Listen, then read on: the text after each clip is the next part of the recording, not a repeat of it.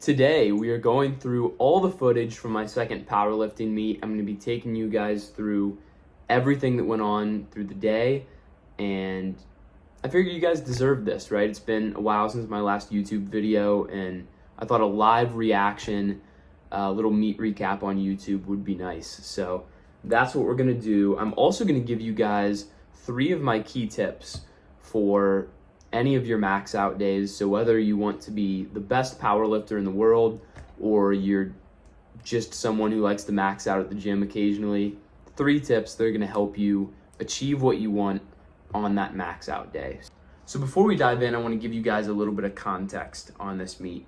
This was my second powerlifting meet. It took place in Indiana, and it was a collegiate only meet, at least for the most part, which was a pretty big deal because we had kids that were on scholarship on official powerlifting teams that were competing there. So we were up against some genuine talent. This isn't just your average local powerlifting meet.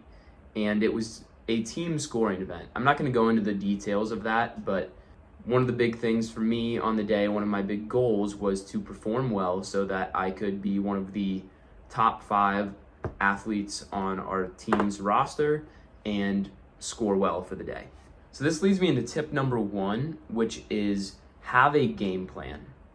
Whether you're going to a powerlifting meet or you're just going into the gym on a normal Tuesday to max out on bench, okay, have a plan.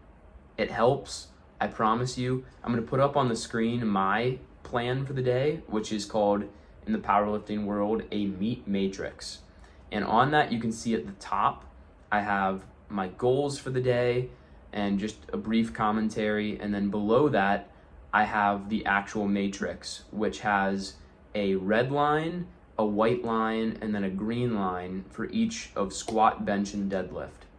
And what that means is basically the red indicates it's a bad day, like things are not feeling the best, and green is it's a great day. Things are moving good. The body feels good. I'm at the top of my abilities for the day. And the whole point of putting this meet matrix together is that I can just go in there and execute. I don't have to worry about strategy or details. I've done all the planning beforehand. All I got to do is go into the venue and lift. And I think that's a very helpful tip, not even just for lifting, but for life, is if you're prepared, you're going to much more often hit the goals that you set out to achieve, and things are going to go your way, I think, more often. So have a game plan for the day, and I'll leave this up on the screen very briefly so you guys can see kind of what my game plan was for the day. But the main point on that is I wanted to qualify for collegiate nationals. That is the biggest powerlifting meet in the country in terms of like total lifters present. I think last year there was something like 12 or 1,300 people. So that was the goal for the day, to qualify for that meet, which is set for April in Atlanta. But enough yapping, you get my first tip, and let's dive into the actual lifting footage. All right, first attempt on squat. One thing you're gonna hear me talk about a lot, and is my most important tip for the day, is know what works for you. So we're gonna see that highlighted right away here on the squat attempt number 1. I'm starting out light. I know this attempt is light because I know that when I step up on the platform, I'm gonna be nervous, and I just wanna sink this with 0 issues and be able to move on to the second attempt with confidence. So let's see how this one moves. This is 185 kilos, about 408 pounds, and super fast. I was very pleased with how that moved and how that looked. But you're gonna see here, only 2 white lights. So a little bit of adversity hitting early on in the day. In a powerlifting meet, if you don't know, there's 3 judges, and you need to get 2 out of 3 white lights on a lift. You need to get the majority white lights for it to be determined a good lift and for it to count towards your total. So this lift did still count, but seeing that red light was a little bit I didn't like that. I don't like having that. And they called that because apparently one of the side judges thought I didn't hit depth. I'm actually going to replay this here a little bit because I personally did not see how this could not hit depth. And so I'm watching this again. I know this is kind of blurry footage, but like that looks pretty, I don't know. Depth looked pretty good to me on that. So we can agree to disagree, but you're subject to the judges' thoughts, right? Like they're going to determine that at the end of the day. And one of the things that I try to tell people is in any judged sport, not just powerlifting, like your lifts should be undeniable. So even though I thought that that looked really good, there should be zero doubt left up in the judge's mind. That's your job as the athlete, is to leave zero doubt and to make it undeniable. So I throw on 10 extra kilos here, 10 kilo jump, that's about 22 pounds. So this is right in the neighborhood of 429, 430 pounds that we have loaded here. And my thought stepping up to the bar is exactly what I told you guys. Make this undeniable. This is 3 pounds under the max what I hit in prep. And that was pretty undeniable in my opinion. Little trouble there with the re-rack. One of the guys grabbed the bar and the other guy didn't. So spotters almost had an oopsie, but very good second attempt overall. We got 3 white lights, and that gave me some confidence going into my third attempt. And all right, third attempt, I'm stepping up to the bar with confidence here because, like I said, that second attempt moved really good. And so I'm just like, let's sink this. Let's go 3 for 3 and just build momentum for the rest of the day. This was probably one of my few errors in the day when it came to what I loaded on the bar. But ironically, this ended up being kind of one of the key attempts to my entire meet day, which I will explain later and throughout. But let's see how this moves.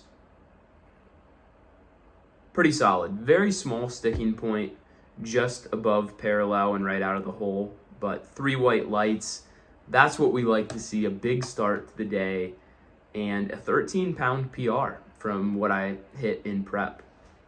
That was 446 pounds. And as a power lifter, part of what you're trying to do is just build a total. Build a total.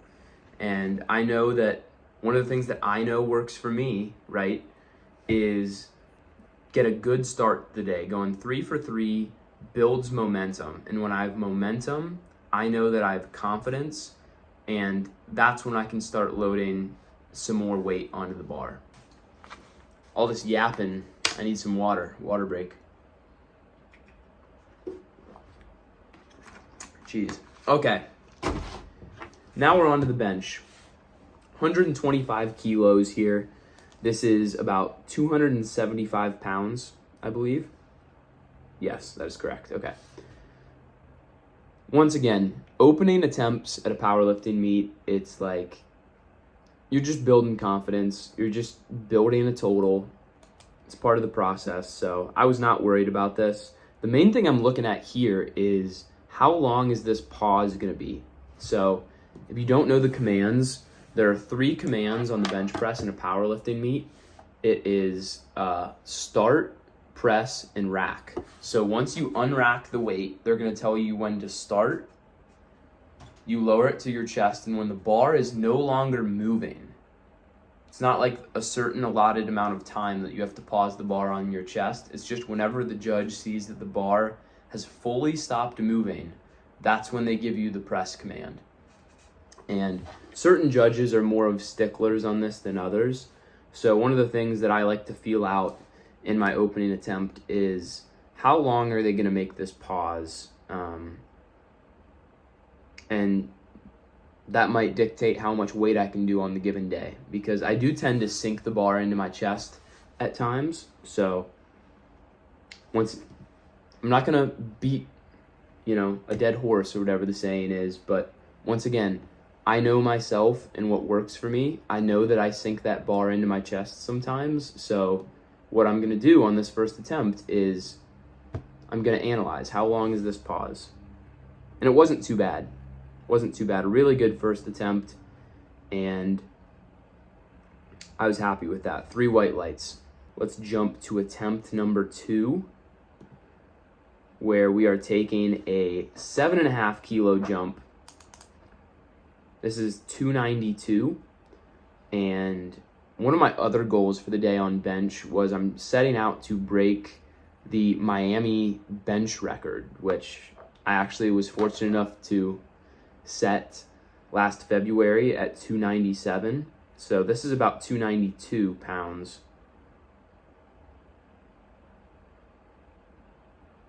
And no real slowing down on that. I was really happy with this attempt.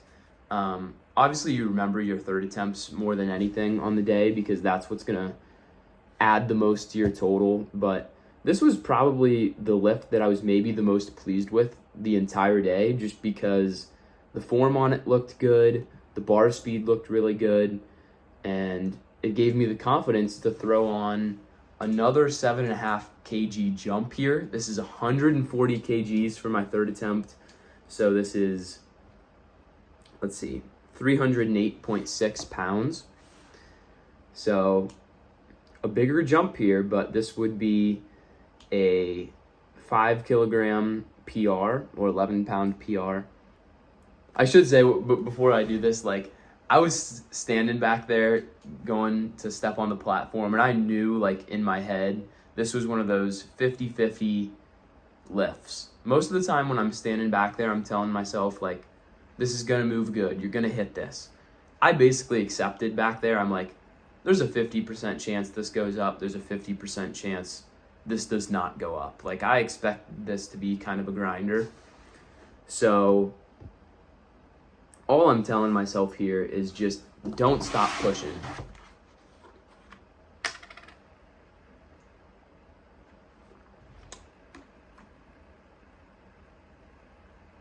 And a little bit of a struggle, but a power up. So a big lift for building the total. I was super pumped to get the club record on that as well. And the other reason that was such a big lift is I'm going to throw my meat matrix back up there again. The qualifying total for CNATs in my weight division was 565 kilograms. So if I do a little math on there on the side as well, if I just hit my opening deadlift attempt, that secures the qualifying total for CNATs. So basically after hitting that bench, I knew that I was good. Like, there was almost no way, barring any injury or anything, that I would miss out on CNATs, and that gave me even more confidence on the platform moving forward. All right, last lift of the day was the deadlifts. So let's break this down here. Like I said, was feeling pretty good going into these. Walk up to the platform on this one, and I know this is going up, but just wanted to get it done and over with, so I had that QT in the bag and make it look good. And very good bar speed. I've hit this like multiple times. I hit it pretty early on in my prep, so it helps to have hit that exact weight, so I just know, like, this is what it should move like. And based on that, I was able to take a really big jump. I decided to actually jump 15 kg, which is about 33 pounds. And typically for especially someone like my body weight, that would be a bigger jump. But the main reason that I did that is I've pulled that amount of weight before, and I know what it's supposed to feel like, and it felt really good. So you can see this commotion going on. I think this guy got blood on the bar, so I had about like a 3-minute wait, 3-minute extra long wait before the second pull. I had lots of time to think this one over, but they ended up getting this figured out. And here's the second pull.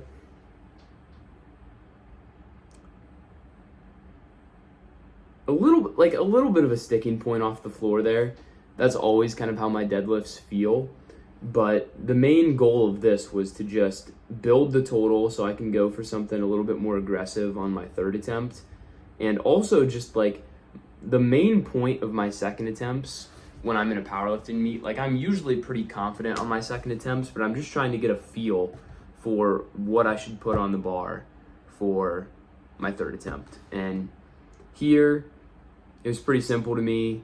That moved good, maybe a tiny sticking point off the floor, but I'm like, let's roll. Let's add 10 more kg on here, and let's try to pull something kind of nutty.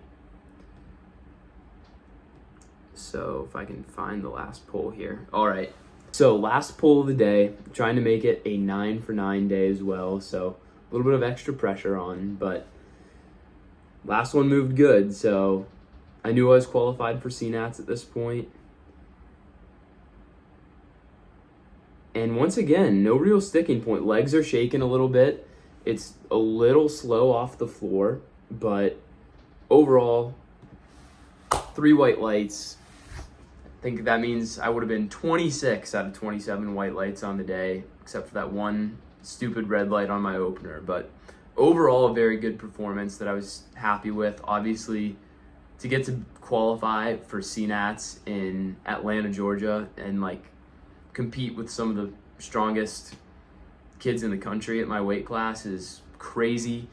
I'm so thankful, and I do want to thank publicly like everyone that's been in my support system and has helped me through this. I'm so appreciative of all the support and the people who believe in me and what I do. So big shout out to them, and I'm super excited to show you guys what I have in the works moving forward. Just with my training, I got about 20 weeks to build and get ready for nationals, and it's going to be a fun ride. I'm going to be posting a lot more and taking you guys along the whole journey. So if you did watch this video all the way to the end, I really appreciate you. Please consider liking the video, subscribing to the channel, help the Schrock Swole fam grow, and I will see you guys soon for the start of a brand new series on the channel. Take care.